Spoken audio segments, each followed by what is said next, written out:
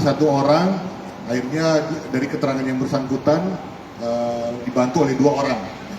Di antaranya termasuk ada supir mobil ambulans, termasuk juga dengan pegawai PH yang di rumah sakit tersebut. Jejak pencuri 17 unit ventilator milik RSUD Dr. HCIR Soekarno akhirnya terkuak. 5 orang ditetapkan sebagai tersangka. Kelima tersangka ditangkap tim Jatanras di Treskrimum Polda Bangka Belitung di beberapa daerah. 3 orang dicokok di Pulau Bangka, 1 pelaku di Bekasi, dan 1 lainnya di Tasikmalaya. Direktur Reskrimum Polda Babel, Kombes Pol M. Arfan Rifai, menyebut 3 orang pelaku pencurian merupakan pegawai RSUD Soekarno.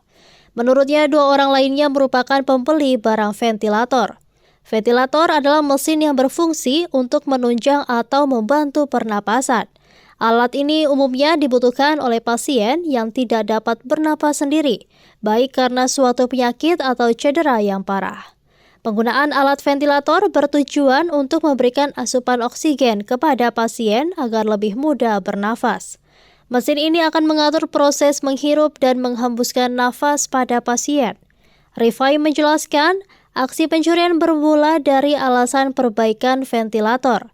Alibi perbaikan ventilator memudahkan para tersangka memindahkan ventilator keluar dari rumah sakit. Demi memudahkan pencurian, lanjut Rifai, para tersangka menjalankan aksinya pada malam hari. Sebabnya, saat malam tiba, penjagaan di rumah sakit tidak terlalu ketat. Dari pemeriksaan terhadap para tersangka, kawanan pencuri ini melancarkan aksinya sejak tahun 2023 dan mengambil ventilator secara berulang kali. Hingga akhirnya pihak rumah sakit mengetahui alat ventilator hilang pada 11 September 2024. Kita telusuri setelah dijual, ternyata mereka menjualnya di platform online. Jadi melalui media, salah satunya adalah Facebook. Ya. Nah dari situ kita telusuri, mereka kirim barang-barang itu secara online juga melalui kurir atau pengiriman jasa kepada orang-orang yang membeli barang tersebut. Secara keseluruhan mereka membelinya rata-rata di bawah harga. Jadi kalau misalnya harga di pasaran atau kita istilahkan harga di pasar gelap itu sekitar 50 juta, mereka belinya separuh, 25 juta gitu. Dari hasil keterangan mereka, ada yang mereka jual 10 juta, ada yang 15 juta, ada yang 25 juta. Itu rata-rata si pelaku menjual kepada si penada atau 480. Nah mereka transaksinya tidak ketemu, hanya transaksi online.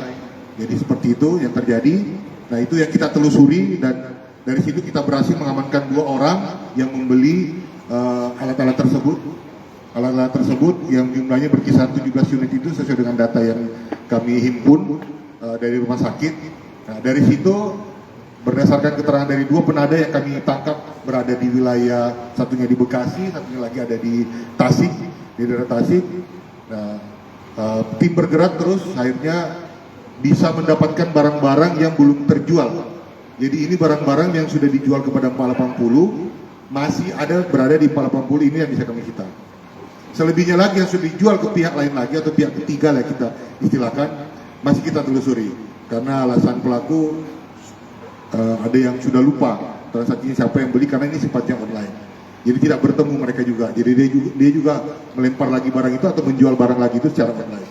Jadi mereka juga menjualnya di kisaran ya harga yang tentu lebih mahal dibanding dengan harga yang dia beli dari si pelaku langsung. Kalau dari interogasi yang kita hasil pemeriksaan yang kita sudah kita lakukan, rata-rata mereka menjual di atas 50 juta, bahkan ada yang 100 juta. Untuk tersangka 480 ada yang berprofesi sebagai mahasiswa juga ada, sebagian juga sudah tidak bekerja atau profesinya memang jual beli alat-alat kesehatan. Kira-kira seperti itu yang bisa kami sampaikan. Untuk pengembangan lainnya sementara masih berjalan. Kita menunggu data, termasuk juga data yang kita korek nantinya, karena kita harus bongkar data ini kemana saja mereka akan menjual barang-barang sisa yang lainnya. Jadi kalau ditaksir, kalau kita perkirakan dari 17 ventilator yang sudah mereka curi, ada 8 yang sudah kita amankan, berarti ada sisa 9 yang masih belum. Ini yang sedang kita telusuri 9-nya kemana. Tentu memang salah satu kendalanya adalah bahwa ini sifatnya mereka transaksi online, jadi tidak ketemu. Jadi bisa saja dia menggunakan alamat orang lain dan lain sebagainya. Itu salah satu kendala, ya, sehingga bisa saja itu barang tidak akan ketemu nantinya.